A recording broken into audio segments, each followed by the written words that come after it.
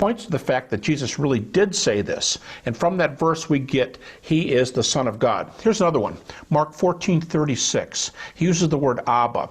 This is very well respected in the critical literature because Jesus is using a personal term, what is sometimes translated Father Dearest, or dearest Father. And he's claiming to be on this sort of a wavelength where he could speak about God in a way that was not spoken of in the ancient Jewish world. One that says, I know the Father, I am his Son. But all of these ways, nobody knows the Father except those who I will share with. I don't even know the time of my coming, even though I'm the Son of the Father, and calling out to God as Abba. It's in this way that I think we have an insight into who Jesus really thought he was. And what we get there is this picture, he is the Son of God.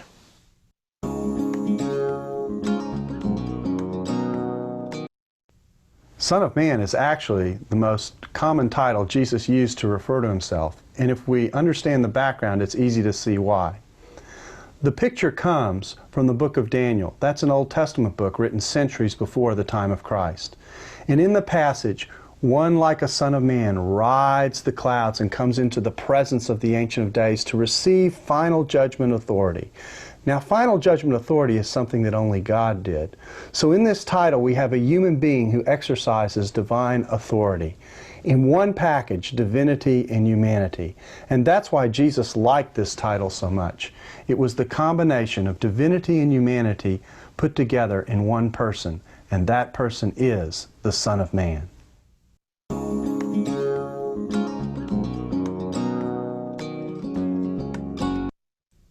Christians believe that there is one God, but somehow he exists in three persons.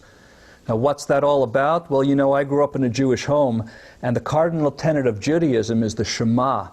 Hear, O Israel, the Lord our God, the Lord is one. Yet that's not a statement that God is mathematically one. It's a statement of his uniqueness, that he alone is the one to be worshipped. And the reason Christians believe God is three in one is because that's where the Bible leads. For example, in the Old Testament we have many suggestions that somehow God is more than one in one. The Hebrew word echad, meaning one, is what's used of God's oneness, yet it's also often used about a compound, a multiple unity. The noun that's used for God in Hebrew, Elohim, is a plural noun. In Genesis 1:26, God says, "Let us make man in our own image." In 1 Kings 8:27, God fills the universe, yet the temple in Jerusalem. In Genesis 18, three men visit Abraham, and one of them is called God, then a man, then God, and then a man, back and forth. In Genesis chapter 32, Jacob wrestles with the angel or with the man all night, and when he's done wrestling, he says, "I've seen God face to face, and yet I've lived." And when we finally come to the New Testament, that's where things become clear. Jesus himself used the Old Testament name of God, I am, about himself. And Paul, the great Jewish monotheist who wrote so much of the New Testament, actually calls Jesus God in the book of Romans. God forgives sins, Jesus forgives sins. These were things that drove the early Christians to believe that God was three in one. Sure, it's a mystery, but the universe is a mystery. Light is a particle and it's a wave. The universe is finite, yet it's expanding and it's curved. All mysterious things. Why should the Creator be any less mysterious than his own creation?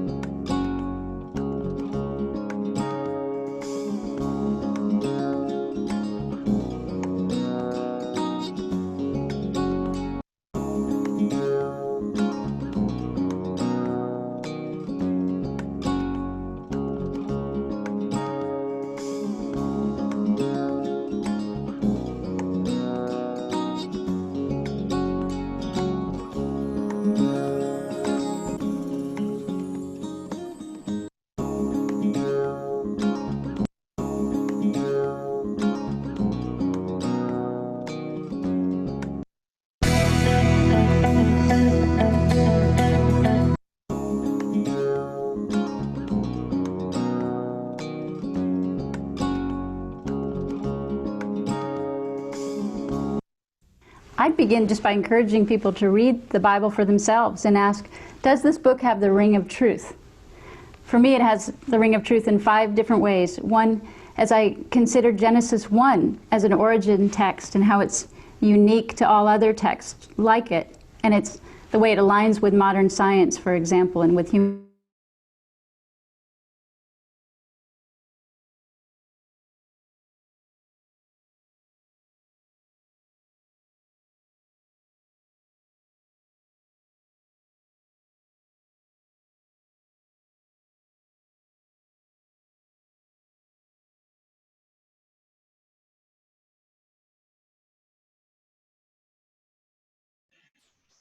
I'm going to be asking. Go ahead.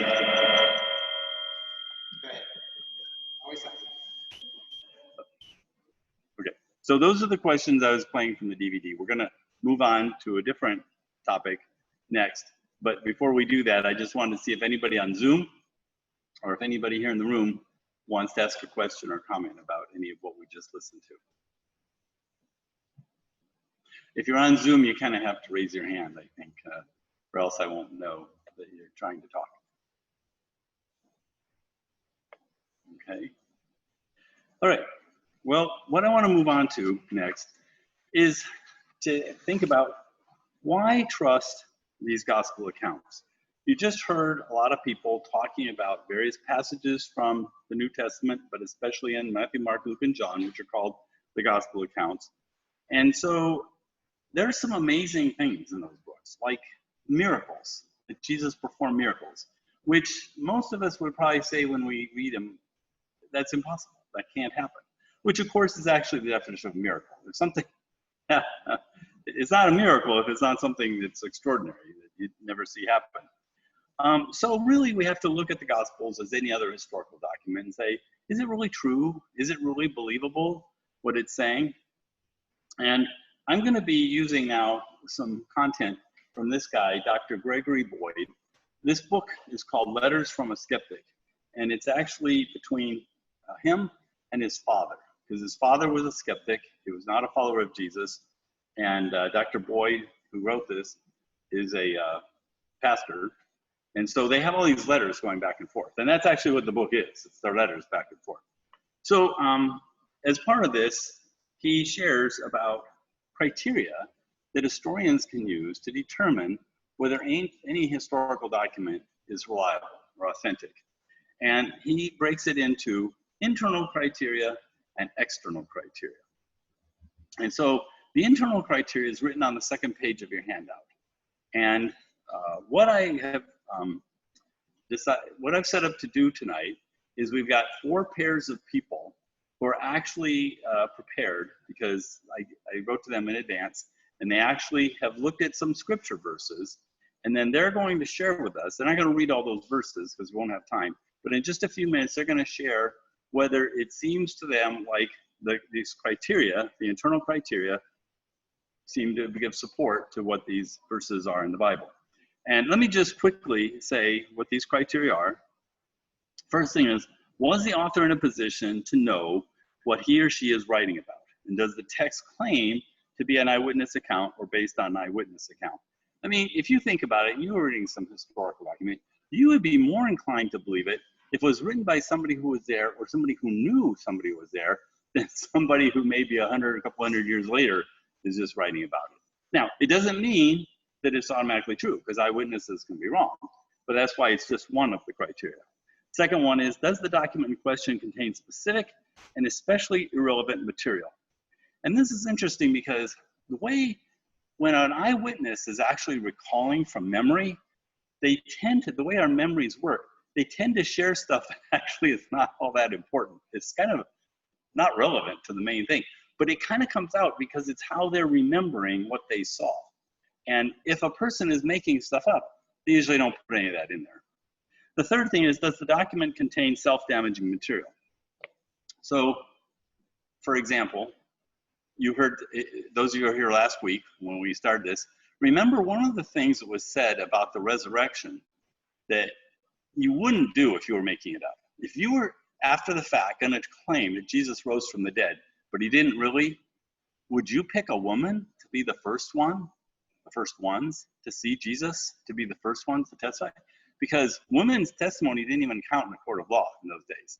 And it tended to be looked down as not very reliable. So you wouldn't have picked that if you were making it up. The fact that the Bible says it was women who were the first ones there actually is, according to this criteria, part of what makes it seem true. Is the document reasonably self-consistent? What this means is comparing against itself, because there will always be little things that are different, and that actually kind of adds, it's like when you have a couple different people come in and testify in a court of law. If you're on the jury and they all said exactly the same thing, you'd probably be suspicious. You'd say, these guys got together, came up with that. But if they're basically consistent but just have little differences, you'd probably say that's actually believable. And then fifth, is there evidence of legendary accretion in the document? In other words, does it look like this is a fish story that is, you know, decades and centuries went by, it kind of grew and grew and grew and beyond whatever it was in the beginning. So, trying to remember what order I have you guys picked there to go. We are going to start with I had this all set and I lost my page. I'm sorry. Here we go. Vanjie and Jessica, you've got some passages that are about Jesus and who he was. So I'm going to start with you and ask you to share from the passages you read.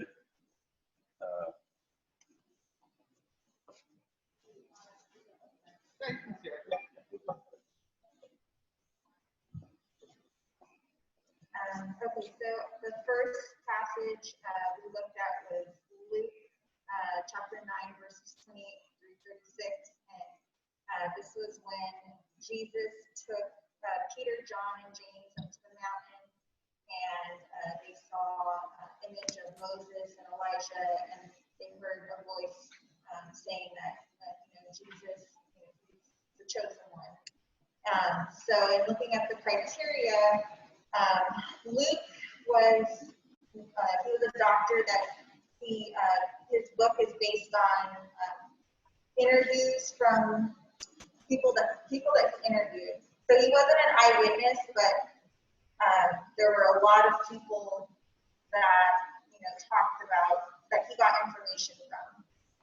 In this particular passage or account, there were only 3 other people there, so I don't know if you can say that that's reliable, but unless he talked to one of those 3 people. Another one of the criteria that I put is he had a lot of specific details, which makes me think that maybe he talked to Peter, John, or James, and he knew how the disciples felt, so he said that they were sleepy, they were afraid, which is something somebody personal would know. And then it also said that this was a secret, so not many people knew about this. And then with the criteria about self-damaging evidence, so he includes that the disciples were sleepy, and so that might, make people think well, they were sleepy, maybe they didn't know what they were hearing or seeing. So that's all I have for that. One thing I want to ask you, do you remember about isn't it kind of funny what Peter, he's talking, what did he say? He said something, and then he said, because he didn't know what he was talking about. I just think that's kind of funny too, because I'll tell you, if I was making something up that, I would make myself not look that stupid. I wouldn't say that I did. Okay. Yeah.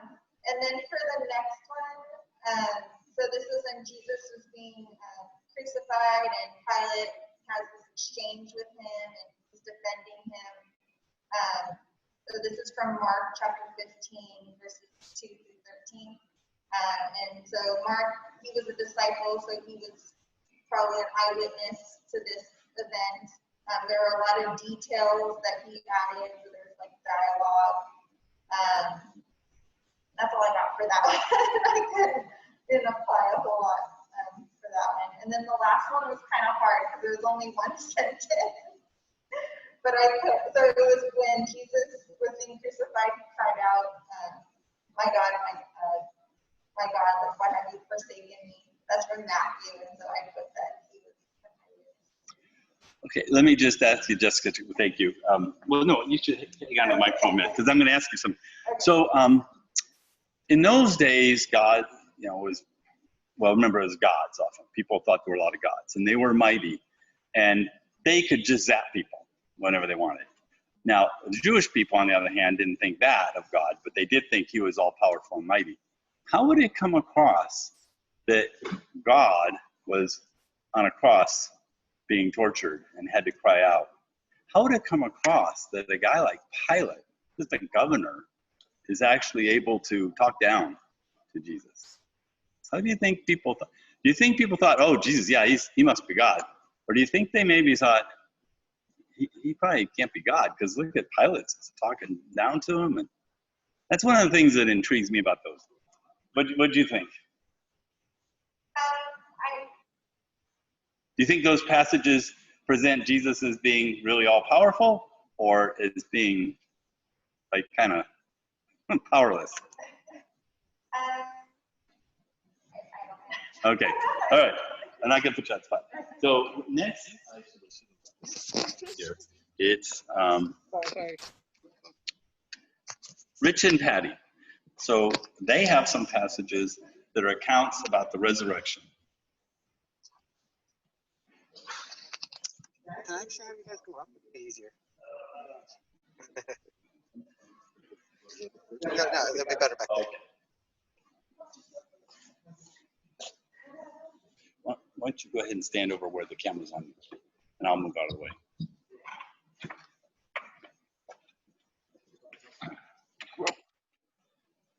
Okay, this is from John 20, verses 1 through 8, and it's basically the account of the third day, where Mary Magdalene goes to the tomb early one morning and finds that the stone has been rolled away, and she's concerned, so she runs back to tell the disciples, and she runs into Simon Peter and John. And then they both run as fast as they can to get to the tomb. John gets there first, and he looks in, and he sees the linen on the ground, and he doesn't go in for whatever reason. I don't know if he's afraid or whatever. Simon Peter gets there, and he goes in. He sees the linen on the ground, and also a handkerchief that's separated from the linen. And after that, John goes in and he believes that Jesus was risen. But Mary Magdalene is afraid that they stole the body. That was her initial thought. As far as the criteria,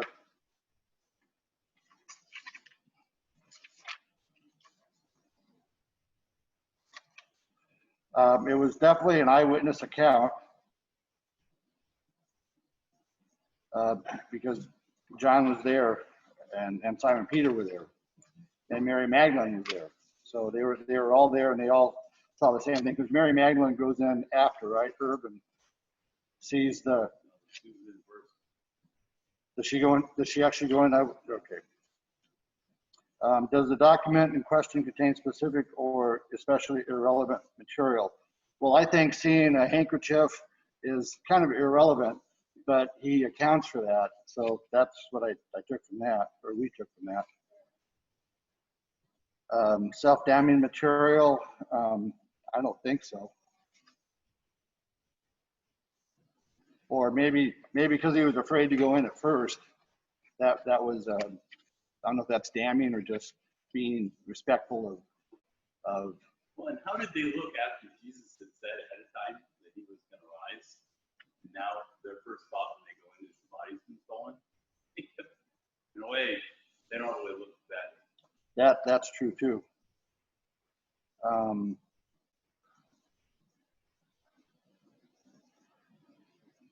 Evidence of legendary assertion. I don't think they're exaggerating. Because this was right after it happened. This is not something that played a year later. So you're right, that's right there. The second one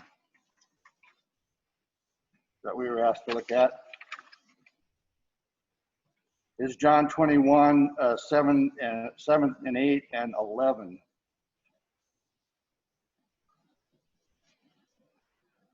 And this is where Simon Peter, Thomas, and two others, it doesn't specifically say who the other two were, at the Sea of Tiberias. And Simon Peter wants to go fishing. So they go out, they go fishing, and they don't catch anything. They come back to shore the next morning, and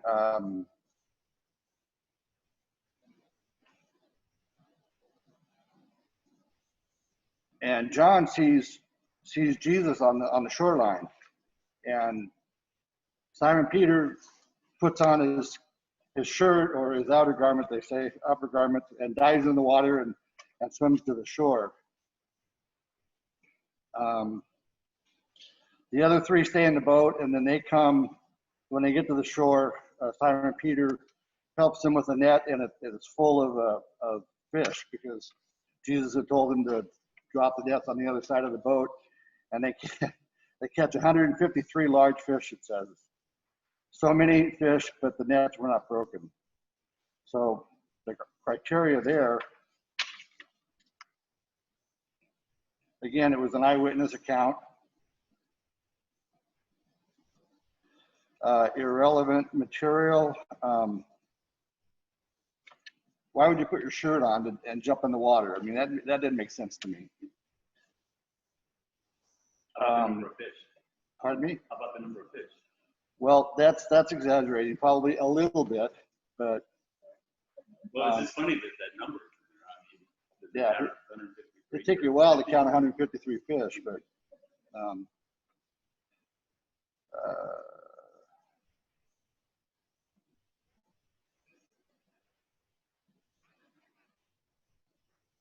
So that would probably be legendary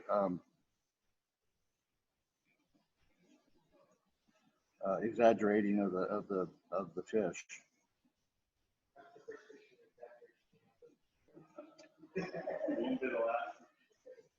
Patty, you want to come up and do the last one? We kind of struggled with the last one because it's pretty long.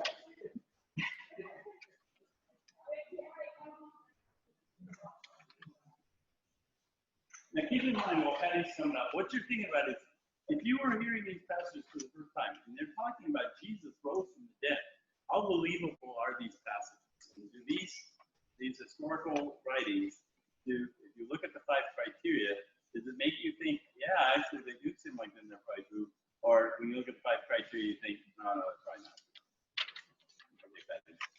Okay, the last one was really the hardest one, because and that's Luke 24:13 through 32. yeah, thank you. It's about 2 people, and you really don't know who they are. They're on the road. They're walking towards a village of, and what's this? Emmaus. Okay, Emmaus. One of them we know is Cleopas. You can probably say that. But they're walking along. It's a 7-mile journey to the town, and they're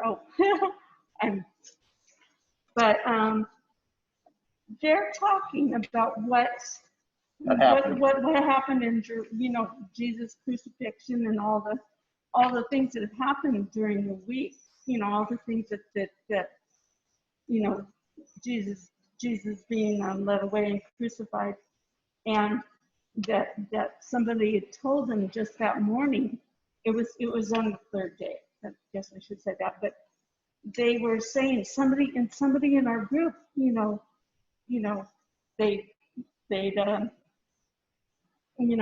told us that the body was gone. And so as they, Jesus kind of sneaks up on them. Not necessarily sneaks up, but he gets real close, and he says, "What are you guys talking about? And why are you so sad?" Yeah, and so so somewhere along the line, while they're talking about all those things, Jesus comes in, kind of, I don't know if he started talking with them right away or he questioned them. He said, "Well, what are I can't read with talk with glasses on." But anyway, he's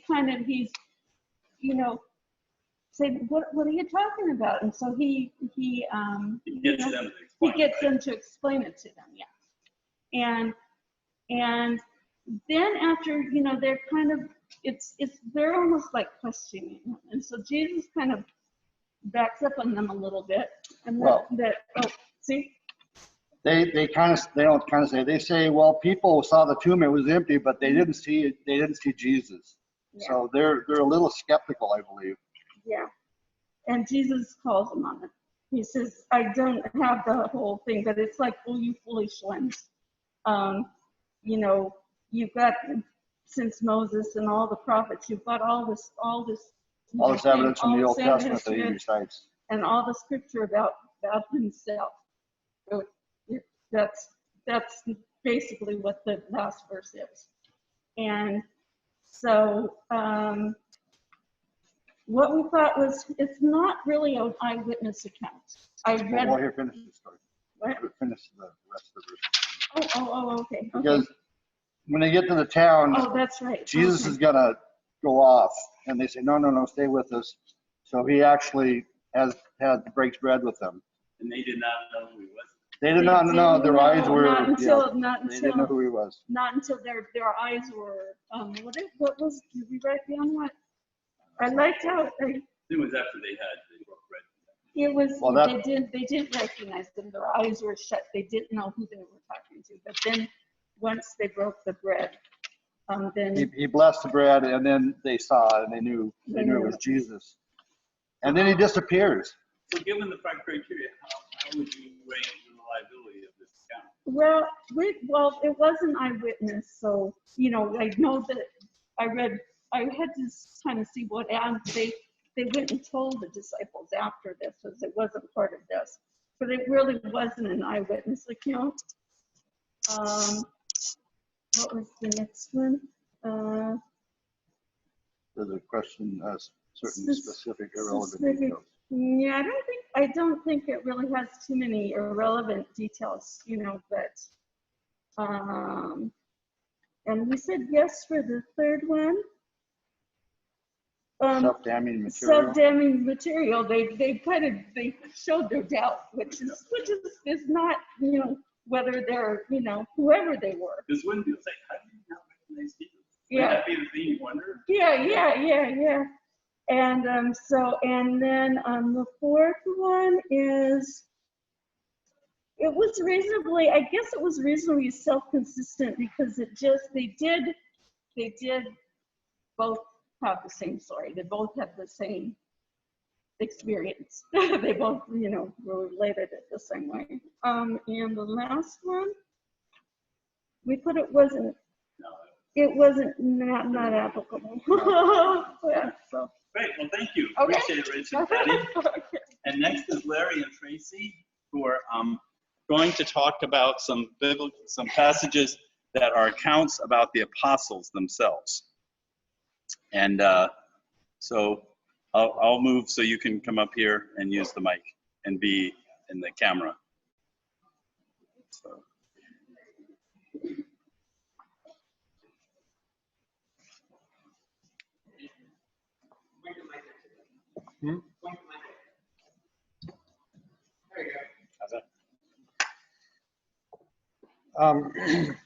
Really, and to summarize we had 4 verses, and we felt that all of them were first-hand accounts. They were not secondary at all, and mainly because the first 2, Acts and Mark.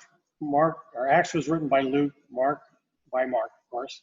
Neither one of those are apostles, but they are men that worked or walked with the apostles, and so they were with them day to day. They had the same teaching, they had the same learning, so they knew what was going on. In the first one, get my notes here.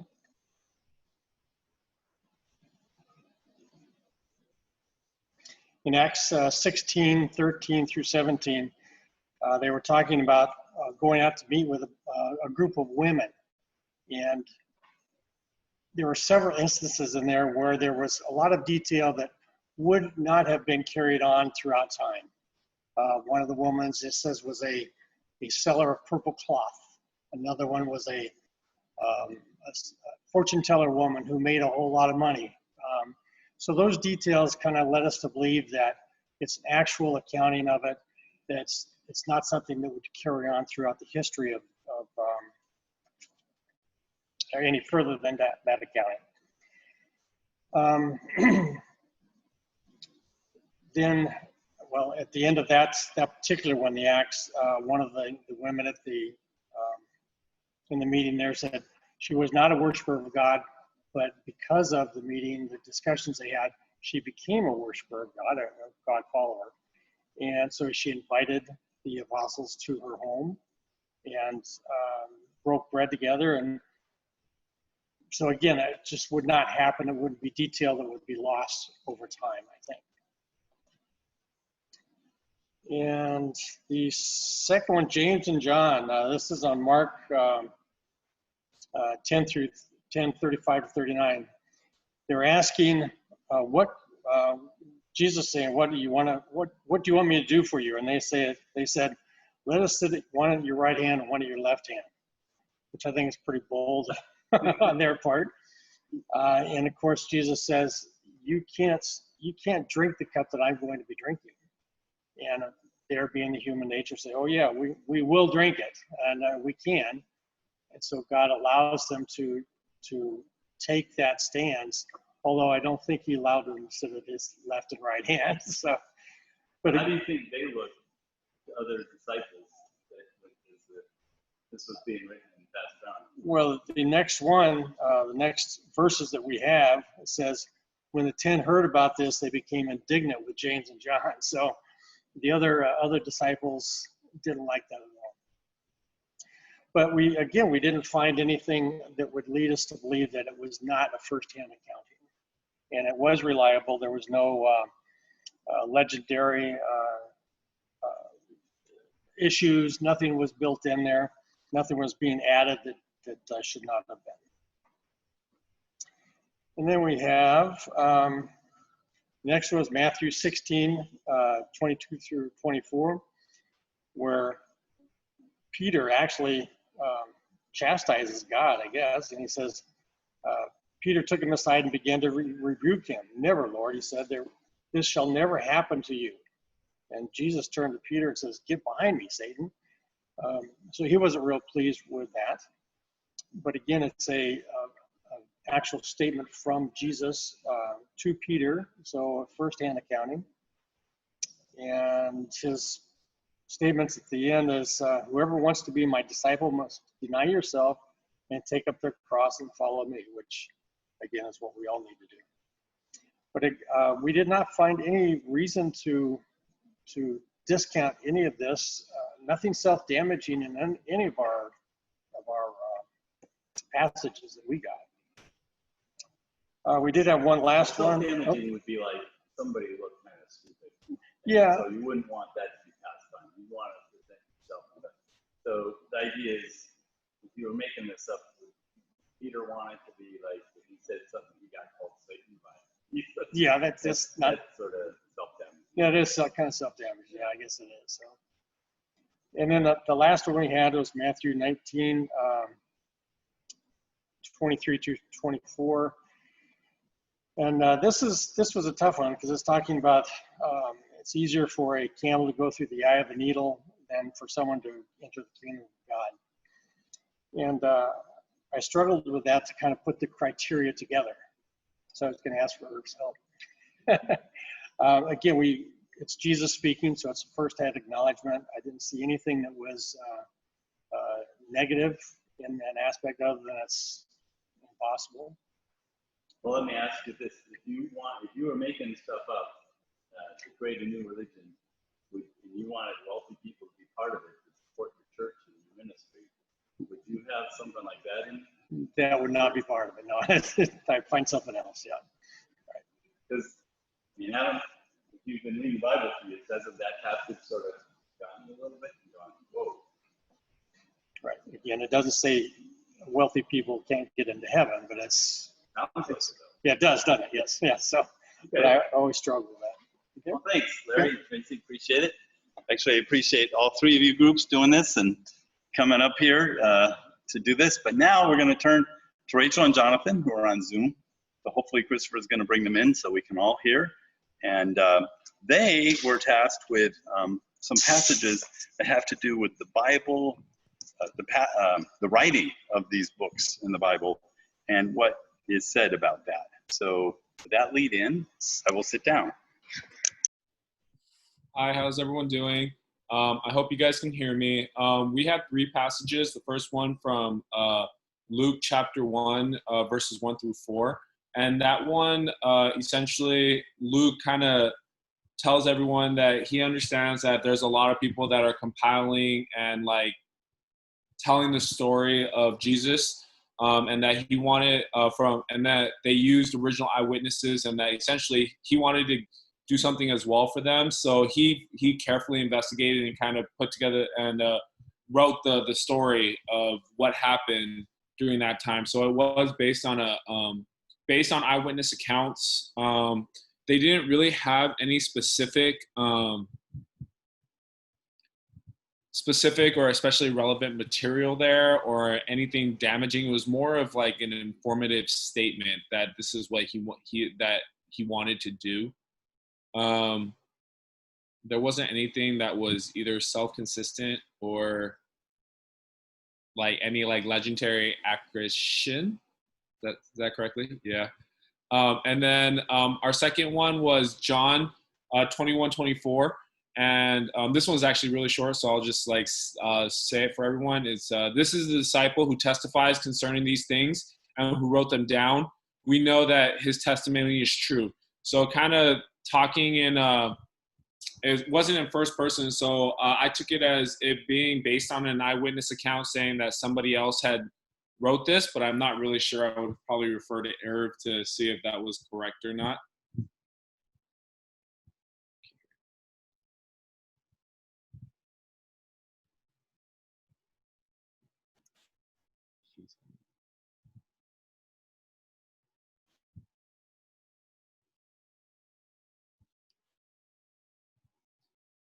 Okay. Okay. And then so the last one, it talks about somebody wrote, I think Luke wrote a letter to Theophilus and said that that this is the account of the story. It did note that Jesus had appeared before like the apostles within the 40 days. They didn't really talk about anything specific in terms of that. So I kind of said that it wasn't very specific in terms of that. And I think it was based on eyewitness accounts. And other than that, like I said, we didn't see anything in terms of legendary accretion because they didn't really talk about exactly what happened.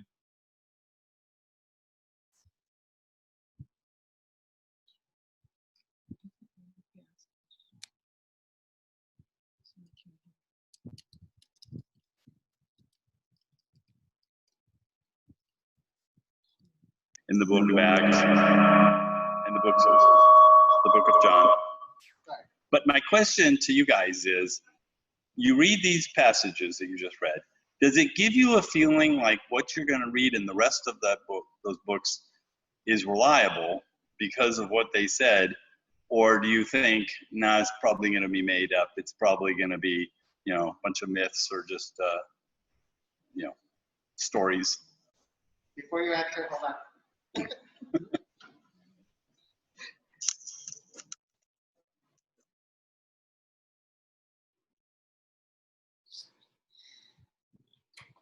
Talking about.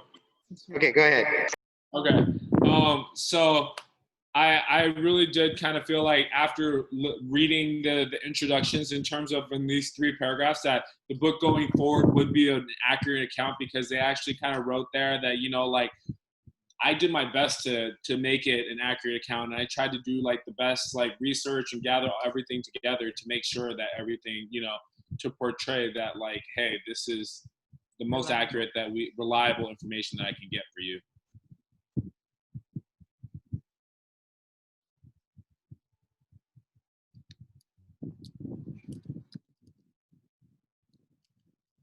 We've been talking about the last half hour. Okay, well then we're going to move on to external criteria. And this is also on your handout. And if you think about it, again, picture yourself, even whether you're a historian by profession or you're just somebody who somebody's told you, hey, there's this old document, you know, you should read it. And you're trying to figure out, is it true? Is it reliable?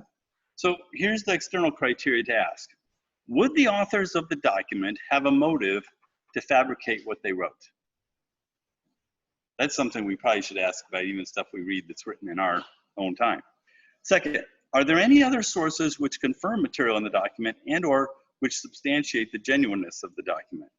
So in other words, to the extent that there's other sources outside of that document that confirm it, then the credibility is enhanced. And that's why some of what you heard on the video was talking about how, you know, people will say, well, I don't believe the Bible. You know, it's just a bunch of old stories, it's myths and everything. But then there's these other historical documents written by people that weren't Christians, and some actually were anti-Christian, that wrote things that support what the Bible says. So that's gotta add credibility. But what if there was no other document outside the Bible that said anything along the lines of what the Bible says? You'd have reason to kind of say, well, I'm not so sure about the Bible then.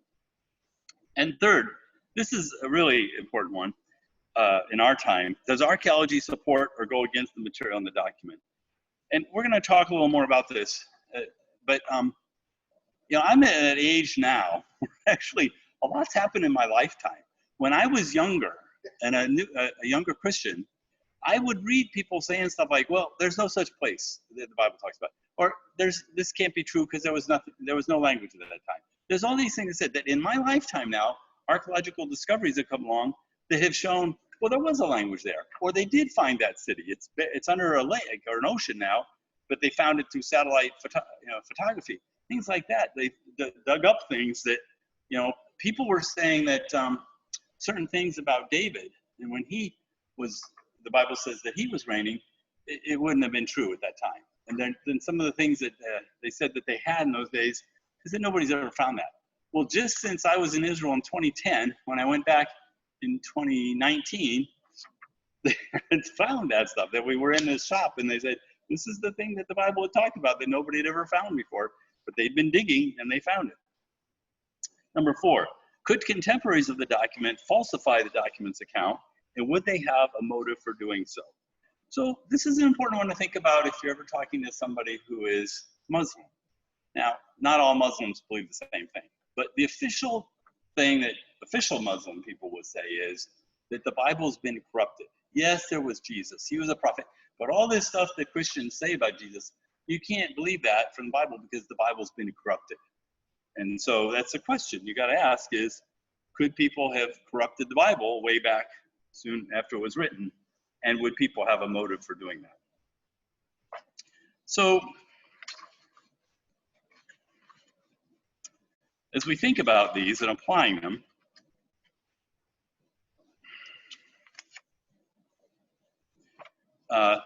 one of the things that's interesting about the gospel accounts is Matthew, Mark, Luke, and John. Why do we have 4? And really, in a way, it's great that we do because they don't say the same thing. Some of it you say, yeah, I read this, I'm reading Luke and I read that in Matthew. You've heard it before, but other things are different. And that's why Garrett can be teaching a class right now on 4 gospel accounts and the difference in them.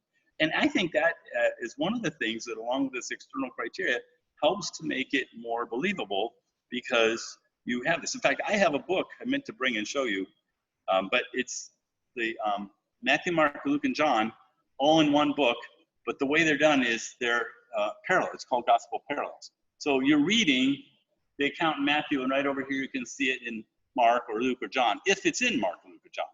And so you can easily compare. Now, if the Bible wasn't, if the passages weren't compatible, nobody would have ever put a book together like that. Or if they had, as soon as people read it and saw, oh, look at the Bible, these don't die, well, people would quit believing it. But instead, this book's been around for a long time, and it actually strengthens people's understanding and faith in the Bible rather than had it decline. So let's think about the authors of the Bible, especially the ones that wrote the Gospels, Matthew, Mark, Luke, and John.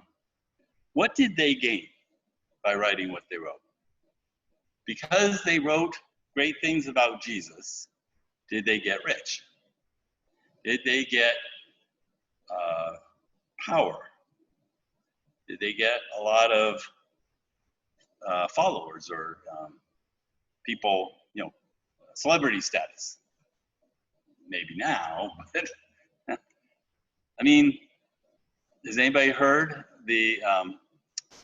what history says happened to those? So the Bible doesn't actually tell us what happened to them, but there's historical records that early Christians have said what happened to them. Does anybody know about the 12 disciples? All martyred except for John. And John was exiled to an island. So they didn't really come away with getting anything out of it. What about other sources?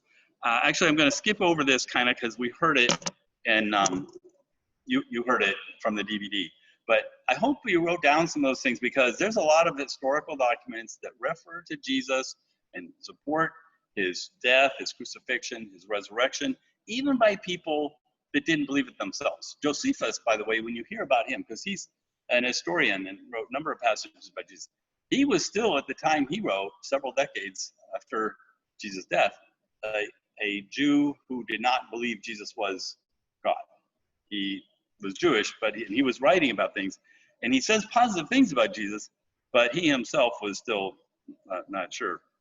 So archaeology, I already kind of talked about this too, but one of the passages that's kind of famous, so I'm going to pick this one out, is at Christmas time, we read the account of Jesus and his birth, and it says he was born when Quirinius was governor of Syria, and there was a census that was taken.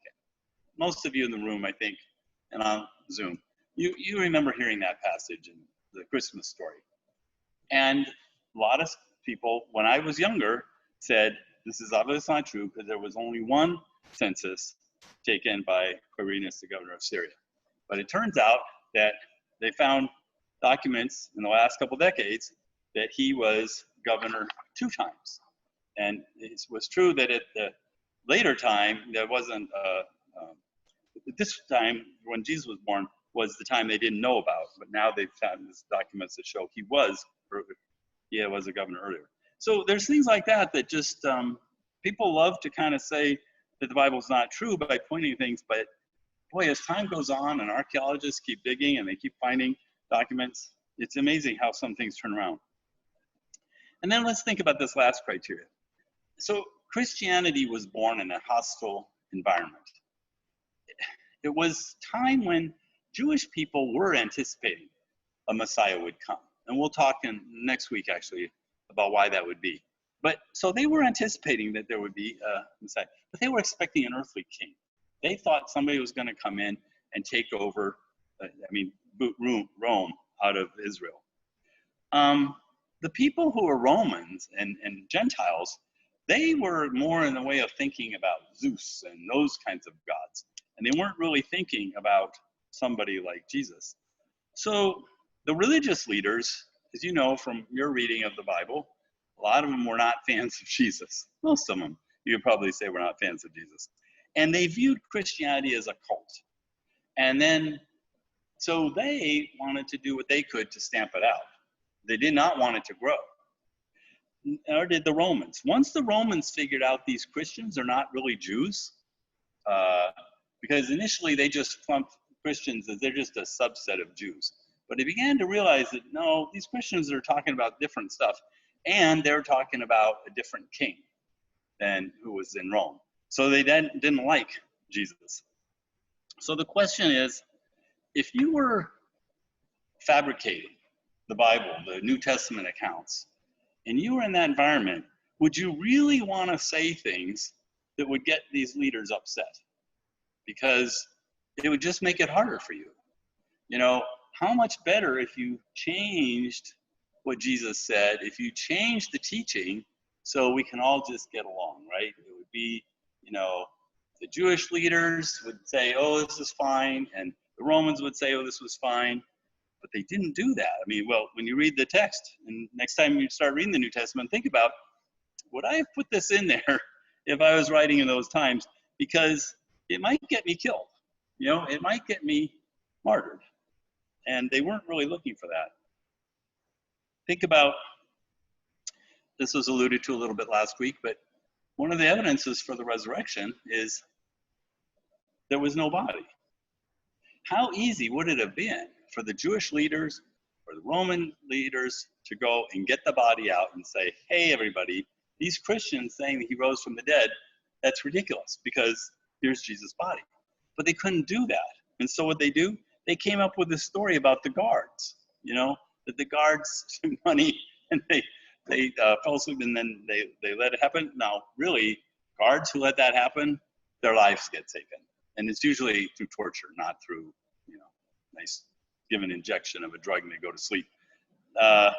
So, you know, it just doesn't really make very much sense. And notice how a lot of the Jewish leaders, they didn't actually deny the miracles. Do you remember what they said about them? When Jesus did miracles, it was because he did it through the power of, what's that? The devil, yeah. They said it wasn't from God, because then, of course, Jesus would be of God. So it was of Satan. So the thing to ask yourself as you read these is, okay, was Jesus doing miracles by God, or was he doing them by Satan? And that's when you're going to look at, well, what was the motive? What was the result? Who was he doing them for? You know, and was he doing them for himself or other people? So one of the questions that's a big issue, kind of moving on now from this historical evidence, but just to think about the issue of whether to take the Bible literally. And I'm going to be using some material here from a guy named Tim Keller, who I admire a lot. He retired a year or so ago, but he's, for many years, been a pastor of a large church in Manhattan, New York City. New York City is not known for having large churches, especially ones that, you know, preach the Bible. And he's had a way, though, he's had people from around the world attend that church. And he, I think because he has so many skeptics in New York City that he's talked to for years and years, he's heard every argument there is, basically, and he teaches and preaches in a way that addresses that people come with a lot of questions, and they really wonder, is the Bible believable? And so some of the things that he points out is that the Bible was written so early. For example, Paul's letters were 15 to 25 years after the crucifixion. And the Gospels were finished by 60 years later. Basically, Matthew, Mark, and Luke were written within a couple decades. The book of John probably was written in the 90s. So that was about the 50, 60 years later after Jesus' resurrection. So the thing is, there's lots of eyewitnesses at that time. And if what the Bible was, what was written down was wrong, there were a lot of people who could have said, that's ridiculous, that didn't happen, or that's not the way it happened. And they could have spoken up and made those points. Also, there wasn't enough time for myths to grow into these accounts. Myths usually take much longer time before they embellish and they do that word accretion that we were talking about a few years ago. You know, these were written too early for that. And what's really something to think about is most things you read that say the Bible is not accurate, it's not reliable, you shouldn't take what it says to be true, were written much later, including by people in our lifetime who say they know that if you go back that these things didn't happen. Well, it's been almost 2,000 years since these things happened, and it's kind of odd in a way that somebody today thinks they know more about what happened back then than these accounts that were so soon after. But there are a lot of things that were written, say 100 and 200 into the 300s after Jesus was his resurrection. And we're going to get into that our last week, because a lot of times you'll hear people say, hey, the Bible left these books out. They should have been included, you know. And the decade between 2000 and 2010, there were a lot of these. They were on National Geographic, History Channel, a lot of things. And they said, oh, there's all these other books that should be included. And what the thing is that they actually don't stand up very well to the criteria. And it's pretty clear that they were written to reflect the times they're in, and they don't reflect the times of that first 50 years AD. And so why would we want to go by things that were later rather than earlier? Tim Keller also points out that the content is too counterproductive to be legend.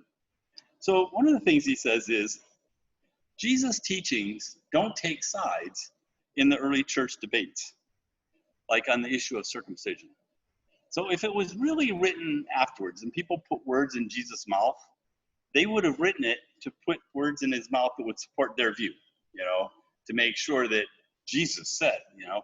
And you don't see that in these accounts. The debates that the early church had come later, you don't see Jesus taking sides in those. Also, crucifixion. I don't think we understand today how big of a stumbling block that was. Most of us, even if we're not a Christian yet or just a Christian a short time, we've heard for a long time that Jesus was crucified. So we just sort of take it for granted, maybe. But crucifixion was the worst form of torture that people had come up with by that time. And it was used for horrible criminals.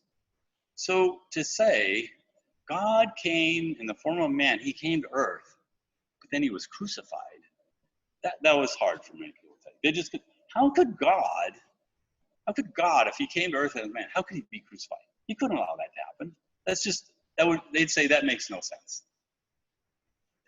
Also, lots of Jesus' teaching was a stumbling block to the Jewish and Greek culture of the time. Why offend them needlessly? I kind of looped that already.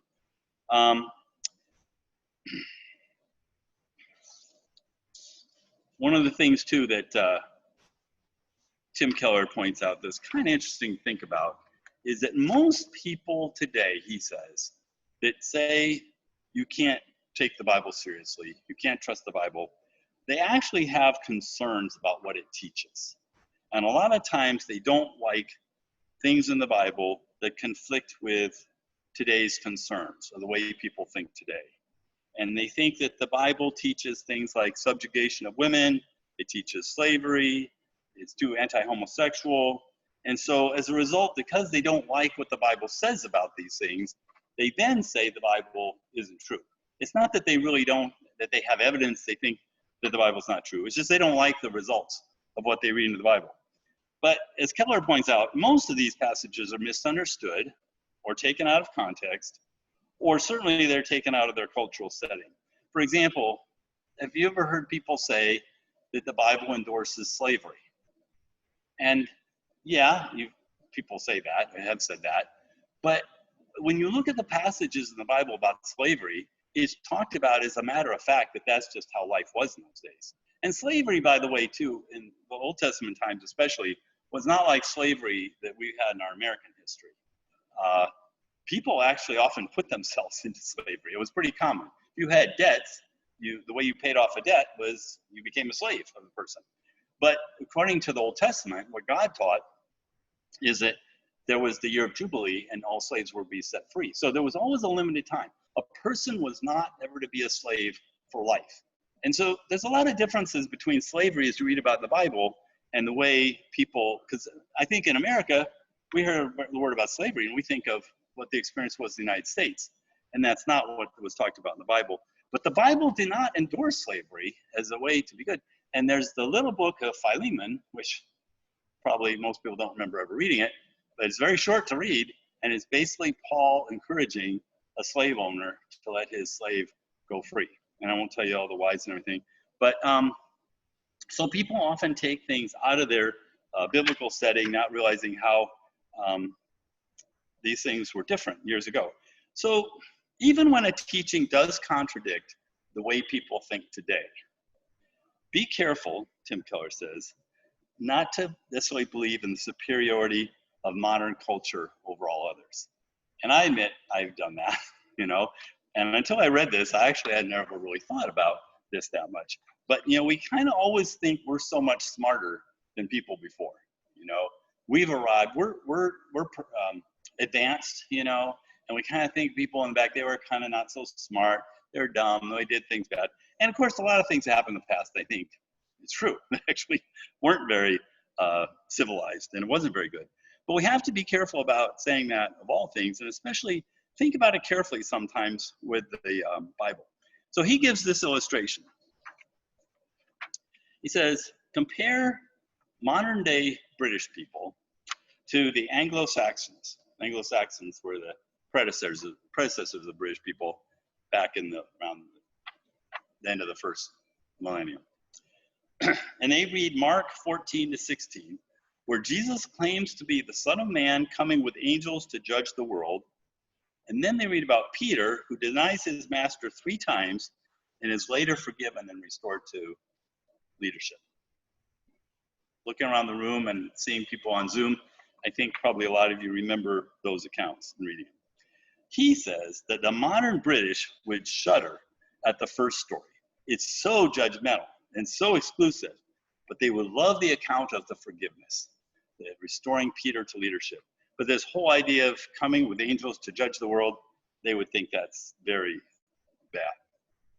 But then he says, but the first story won't bother the Anglo-Saxons at all, who know all about how bad the world is, and they're expecting a doomsday, and they're glad to get some information about it. But they'd be shocked at the second story, because disloyalty and betrayal at Peter's level should never be forgiven. And he doesn't deserve to live, let alone to be restored into leadership. So think about how different the different cultures at different times would think about those stories. And then think, what will people hundreds of years from now, if life still goes on here on this earth, think back to the way we think today? And what we think is so smart today, and we can judge the Bible and say, oh, it's so old-fashioned, it's so bad. Maybe hundreds of years from now, people would think, oh, those people in 2000s, yeah, they were really stupid because look at what they were saying and teaching. So just something to think about when we evaluate historical evidence. Okay, so any comments or questions before we close up? I'm looking at the TV screen too to see if anybody on Zoom wants to raise their hand and say something.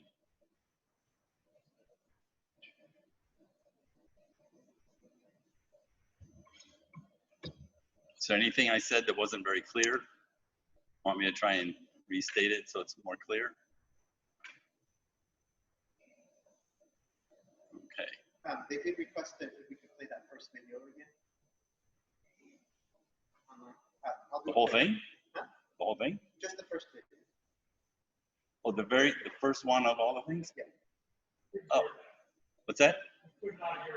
Oh, okay. Well, it's not quite 8:30, so I guess yeah. You guys are okay with that? Yeah.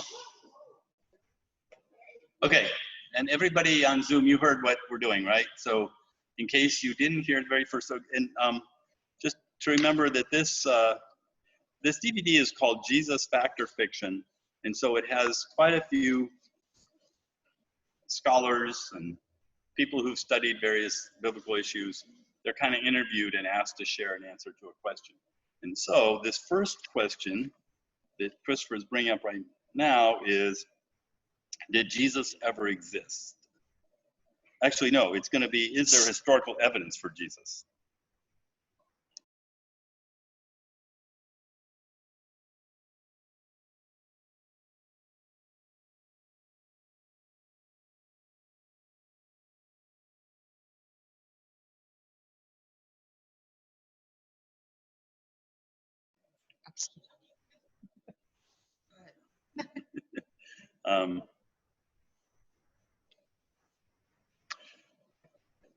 Well, Christopher's bringing that up. Let me just say I'm looking forward to hopefully seeing you again next week. Next week is an interesting session where we're going to take a look at the question, is Jesus the one?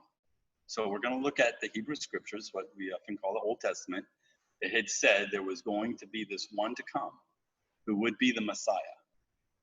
And today, there are Jewish people who believe Jesus was the Messiah, often call themselves completed Jews or born-again Jews. But there are other people who say, no, we're still waiting. The Messiah has not come.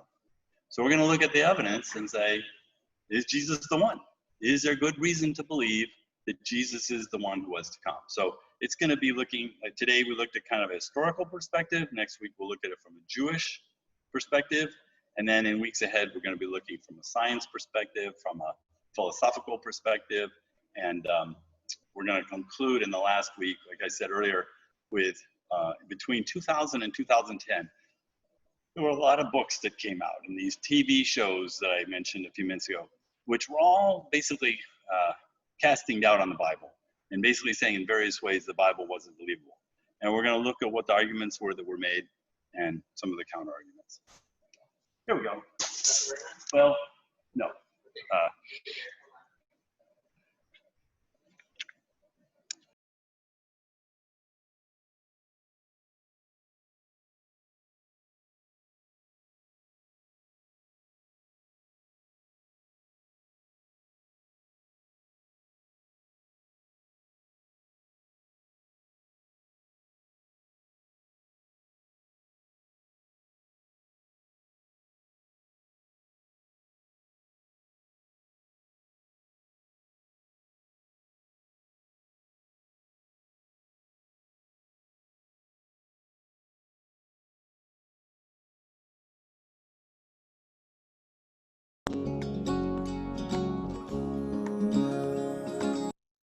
Well, faith did not come easily to me.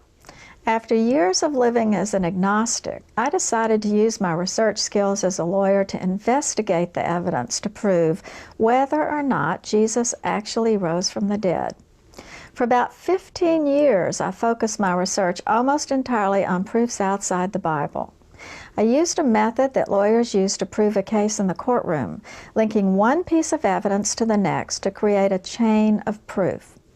So I tested the claims of Matthew, Mark, Luke, and John. I compared the details of their stories to known historical facts, archaeological findings, historical writings, medical knowledge, and even forensic evidence that's available today. Details are important when seeking truth. For example, non-Christian writings by historians Tacitus and Josephus refer to the crucifixion of Jesus by Pontius Pilate. A stone inscription discovered in 1961 now verifies that Pilate was prefect of Judea at the time of the crucifixion. A pavement stone where Pilate sat in judgment on Jesus prior to the crucifixion has been found.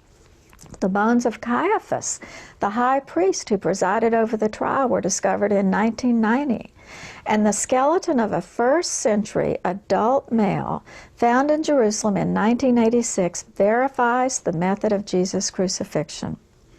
These are just a few examples of the extra-biblical evidence available to corroborate the credibility of Matthew, Mark, Luke, and John.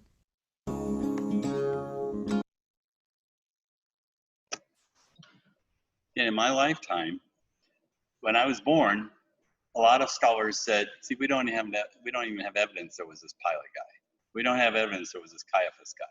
People that have been reading the Bible for a long time, you'd always read about these people and you just sort of assumed they were true, but there was no other evidence. But now, just in my lifetime, they've discovered evidence that these guys actually did exist in that time period. So archaeology is actually kind of an exciting field. It's pretty amazing. You never know what you're going to find in some ways, but so far in my lifetime anyway, so much has been uncovered that actually supports the biblical record. Maybe, can I call on Rich to close us in prayer tonight? Thanks. Dear Heavenly Father, I thank you for Irv.